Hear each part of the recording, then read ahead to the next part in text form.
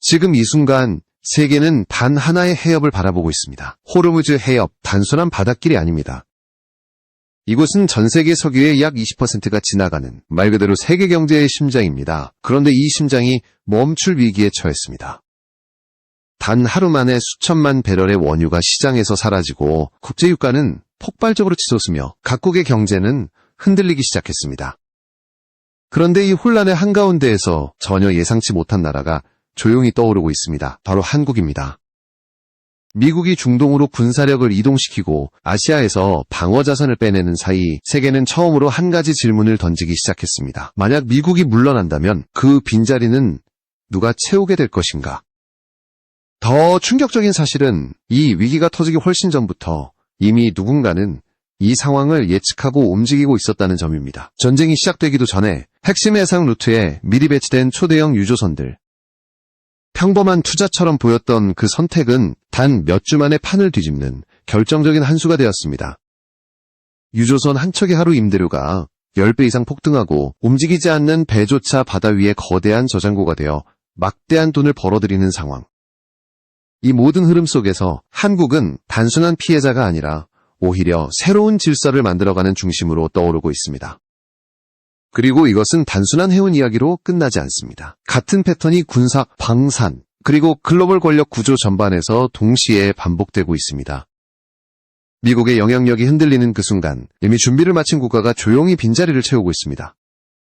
지금부터 시작될 이야기는 단순한 전쟁 분석이 아닙니다. 이것은 세계 질서가 어떻게 바뀌고 있는지, 그리고 왜 그 중심에 한국이 서게 되었는지를 보여주는 결정적인 단서입니다. 이 변화는 이미 시작되었습니다. 그리고 대부분의 사람들은 아직 그 의미를 제대로 이해하지 못하고 있습니다.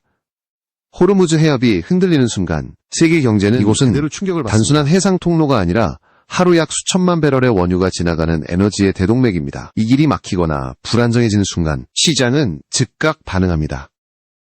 실제로 긴장이 최고조에 달했을 때 국제 유가는 배럴당 $100를 넘어섰고 일부 전문가들은 최악의 경우 $200까지 치솟을 수 있다고 경고했습니다.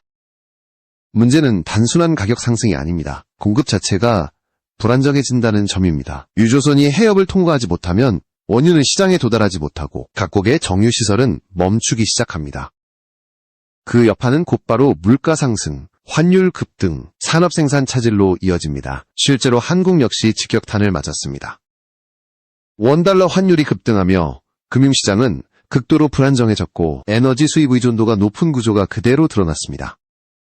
하지만 이 위기 속에서 또 하나의 변화가 발생했습니다. 바로 해상운송 시장의 완전한 뒤집기입니다.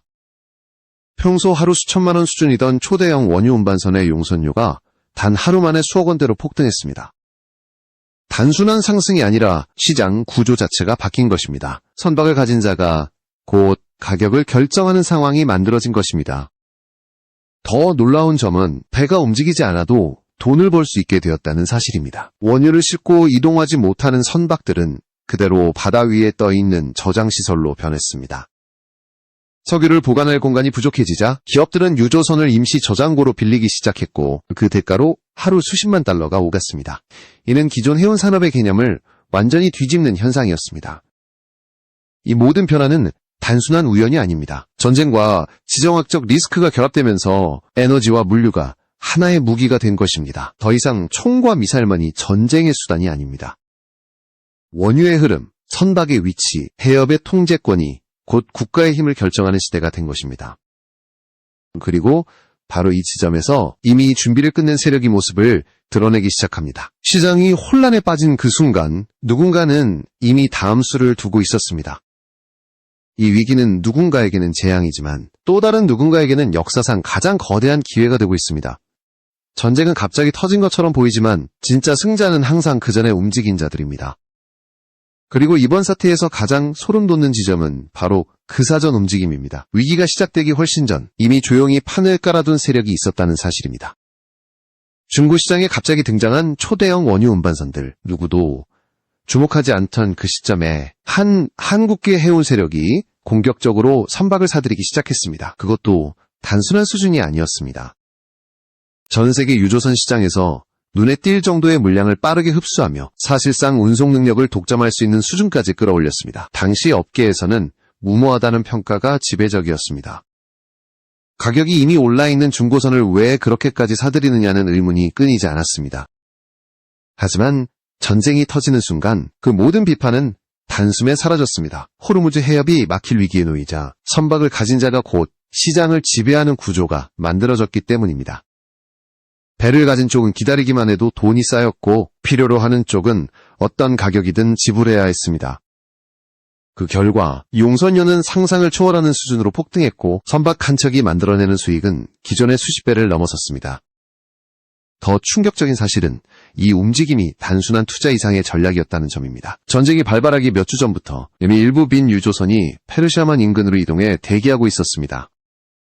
즉 상황이 터지면 바로 투입될 수 있도록 미리 배치가 완료되어 있었던 것입니다. 이것은 우연이 아니라 명백한 시나리오 기반 행동입니다. 누군가는 이 충돌을 예상했고 그에 맞춰 가장 중요한 위치에 자산을 배치해둔 것입니다.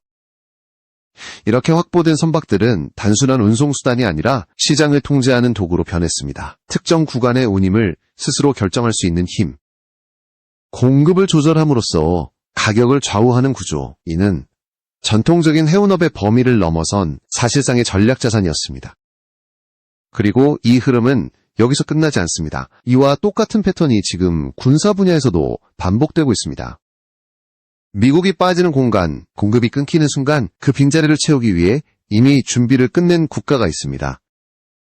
지금 우리가 보고 있는 것은 단순한 해운 시장의 성공 사례가 아닙니다. 이것은 앞으로 벌어질 더 거대한 변화의 예고편입니다. 그리고 그 변화의 중심에는 이미 다음 수를 준비해둔 한국이 서 있습니다. 미국이 움직이기 시작하면 세계 질서는 따라 움직입니다. 그러나 이번에는 달랐습니다. 중동에서 전쟁의 불씨가 커지자 미국은 가장 먼저 아시아에서 자산을 빼내기 시작했습니다. 한국에 배치되어 있던 패트리엇, 사드 요격체계가 중동으로 이동했고 남중국해에 있던 항공모함 전단까지 방향을 틀었습니다.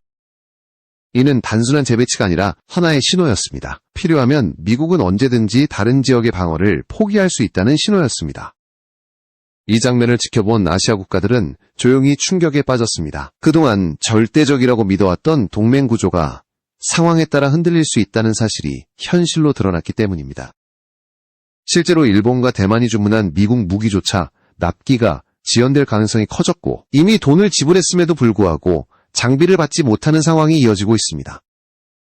여기서 더 큰 문제는 신뢰였습니다. 무기는 시간이 생명입니다. 필요할 때 도착하지 않는 무기는 존재하지 않는 것과 같습니다. 그런데 지금 미국의 공급망은 중동이라는 하나의 변수로 인해 흔들리고 있습니다. 이로 인해 아시아 국가들은 처음으로 같은 질문을 던지기 시작했습니다. 정말로 위기가 닥쳤을 때 미국은 우리를 지켜줄 수 있는가? 이 질문은 곧 행동으로 이어졌습니다. 일부 국가는 독자적인 방위 능력을 강화하기 시작했고 일부는 새로운 공급자를 찾기 시작했습니다. 바로 이 순간 조용히 기회를 잡은 국가가 있습니다. 한국입니다. 이미 한국은 빠른 생산, 즉각적인 납기, 그리고 실전 배치 가능한 무기체계를 갖추고 있었습니다. 미국처럼 수년을 기다릴 필요 없이 계약 이후 단기간 내에 장비를 받을 수 있다는 점은 지금과 같은 불확실성 속에서 결정적인 장점이었습니다. 결국 이 변화는 단순한 무기 거래의 문제가 아니라 세계 권력 구조의 균열을 의미합니다. 한쪽에서 빠져나간 힘은 반드시 다른 곳으로 이동합니다. 그리고 지금 그 흐름이 어디로 향하고 있는지는 점점 더 명확해지고 있습니다. 미국이 자리를 비운 그 순간 이미 준비를 마친 국가가 조용히 그 자리를 채우고 있습니다. 그리고 그 변화는 이제 막 시작되었을 뿐입니다. 유럽은 지금까지 한 번도 경험해보지 못한 현실과 마주하고 있습니다. 그동안 당연하게 여겨왔던 전제가 무너지고 있기 때문입니다. 바로 미국이라는 절대적인 군사 보호막입니다. 트럼프 행정부 이후 미국은 더 이상 이전과 같은 방식으로 움직이지 않고 있습니다. 해외에 투입되던 자금은 줄어들고 군 자산은 빠르게 재배치되며 심지어 동맹국에 대한 지원조차 조건부로 바뀌고 있습니다. 이 변화는 유럽의 치명적인 충격으로 다가왔습니다. 특히 러시아와 맞닿아 있는 동유럽 국가들은 그 불안감을 가장 먼저 체감하고 있습니다. 그 중심에 있는 나라가 바로 폴란드입니다. 지금 폴란드는 단순한 대비 수준을 넘어 실제 전쟁 가능성을 염두에 둔 움직임을 보이고 있습니다. 그리고 여기서 놀라운 장면이 펼쳐집니다. 과거에는 유럽 내에서 무기를 조달해야 한다며 외부 도입에 강하게 반대하던 흐름이 완전히 뒤집히기 시작한 것입니다. 시간이 없습니다. 기다릴 여유가 없습니다. 지금 당장 실전에 투입할 수 있는 장비가 필요합니다. 이 조건을 충족하는 선택지는 많지 않았습니다. 그리고 그 순간 가장 빠르게 움직일 수 있는 공급자가 다시 한번 주목받기 시작합니다. 한국입니다. 폴란드는 이미 행동으로 보여주고 있습니다. 한국산 K2 전차와 K9 자주포를 단기간 내에 인수하며 그 속도와 품질에 대한 신뢰를 확보했습니다. 더 나아가 대규모 자금을 현금으로 지급하면서까지 공급 지연을 막으려는 결단을 내렸습니다. 이는 단순한 구매가 아니라 생존을 위한 선택입니다. 이 움직임은 유럽 전체에 파장을 일으켰습니다. 만약 폴란드가 이렇게까지 서두른다면 그것은 단순한 과장이 아니라 실제 위기가 임박했다는 신호이기 때문입니다. 실제로 나토 내부에서도 방위 전략이 급격히 수정되고 있습니다. 병력 배치가 늘어나고 방위비 지출 확대가 논의되며 동부 전선에 대한 경계가 강화되고 있습니다. 더 중요한 변화는 심리적 전환입니다. 과거에는 방어 중심이었다면 이제는 억제와 대응, 그리고 필요하다면 충돌까지도 고려하는 방향으로 바뀌고 있습니다. 그리고 이 변화의 중심에서 한국산 무기는 단순한 장비가 아니라 즉시 사용 가능한 현실적인 해답으로 자리 잡고 있습니다. 결국 지금 유럽이 보여주고 있는 것은 하나의 결론입니다. 위기 상황에서는 이론이 아니라 속도가 명분이 아니라 실전 능력이 모든 것을 결정합니다. 그리고 그 기준에서 한국은 이미 준비를 끝낸 상태였습니다. 지금까지의 모든 흐름을 하나로 연결해보면 하나의 결론이 분명하게 드러납니다. 이 전쟁은 단순한 지역 분쟁이 아닙니다. 세계 질서가 재편되는 과정이며 힘의 이동이 실제로 일어나고 있는 현장입니다. 호르무즈 해협에서 시작된 위기는 에너지 시장을 뒤흔들었고 그 충격은 해운 산업을 완전히 바꿔놓았습니다. 선박의 위치 하나, 타이밍 하나가 수십억 달러의 가치를 만들어내는 시대, 이 변화는 이미 현실이 되었습니다. 그리고 그 다음 단계에서 군사와 방산이 같은 패턴을 따라 움직이기 시작했습니다. 미국이 중동으로 힘을 집중하면서 아시아와 유럽의 공백이 발생했고 그 공백은 새로운 선택을 강요했습니다. 더 이상 기다릴 수 없는 국가들, 지금 당장 전력을 확보해야 하는 국가들은 더 빠르고 더 현실적인 공급자를 찾기 시작했습니다. 이 모든 흐름 속에서 한국은 우연히 떠오른 것이 아닙니다. 이미 준비가 되어 있었기 때문에 기회를 잡은 것입니다. 빠른 생산 능력, 즉각적인 납기, 실전에서 검증된 장비. 이 세 가지 조건을 동시에 충족하는 국가는 많지 않습니다. 그리고 바로 그 점이 지금의 결과를 만들어냈습니다. 더 중요한 것은 이 변화가 일시적인 현상이 아니라는 점입니다. 전쟁이 끝난다고 해서 모든 것이 원래대로 돌아가지 않습니다. 공급망은 이미 재편되었고 신뢰의 기준도 바뀌었습니다. 한번 흔들린 동맹은 이전과 같은 형태로 돌아가기 어렵습니다. 결국 지금 세계는 새로운 질문 앞에 서 있습니다. 누가 다음 시대의 중심이 될 것인가? 그리고 그 질문에 대한 답은 점점 더 명확해지고 있습니다. 이미 움직인 자가 판을 바꿉니다. 이미 준비한 자가 기회를 가져갑니다. 그리고 지금 이 순간 그 흐름의 중심에 서 있는 국가는 분명합니다. 이 변화는 시작에 불과합니다. 앞으로 벌어질 일들은 지금 우리가 보고 있는 것보다 훨씬 더 거대할 것입니다. 그리고 그때 오늘의 선택과 움직임이 어떤 결과를 만들었는지 세계는 다시 한번 확인하게 될 것입니다.